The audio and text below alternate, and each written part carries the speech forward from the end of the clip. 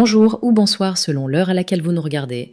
Je suis votre chroniqueuse audio et animatrice de podcast à l'ODG Média, chargée aujourd'hui de vous lire fidèlement la chronique de l'auteur Abdelbassat El Hajoui, intitulée Le sacre de l'équipe nationale U20 peut-il servir le développement des autres disciplines sportives, qu'on écoutera ensemble dans ce podcast.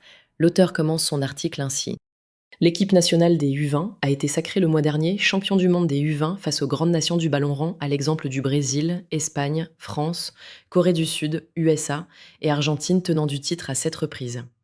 Certes, l'exploit des Lionceaux était le fruit d'un grand travail effectué par la DTN de la Fédération royale marocaine de football et par l'Académie Mohamed VI au niveau de la formation, la détection des talents et le perfectionnement des catégories inférieures, sans oublier les efforts déployés par les joueurs, l'entraîneur Mohamed Wabi et son staff technique aussi bien au niveau tactique, technique, mental et physique.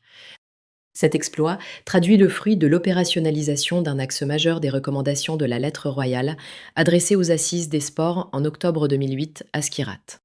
Chose que les autres fédérations, les ligues et le CNOM n'ont pas arrivé à réussir en raison du manque de visibilité, l'incohérence des stratégies adoptées avec la réalité de l'écosystème, la dominance de l'anarchie et de l'amateurisme, la mauvaise gouvernance et le statu quo des sociétés anonymes sportives créées par les clubs marocains dans le cadre de la loi 3009, dont l'objectif majeur était l'ouverture du capital des sociétés anonymes sportives à l'investissement étranger et local pour drainer plus de ressources financières qui constitue le nerf de la guerre, et aussi exploiter ces fonds dans la professionnalisation des autres disciplines sportives qui souffrent des problèmes structurels. Manque de financement. Absence et insuffisance des infrastructures et des installations. Manque de transparence et d'intégrité au niveau managérial et technique. Absence d'une vision stratégique chez les dirigeants et les managers des organisations sportives qui gèrent ces disciplines.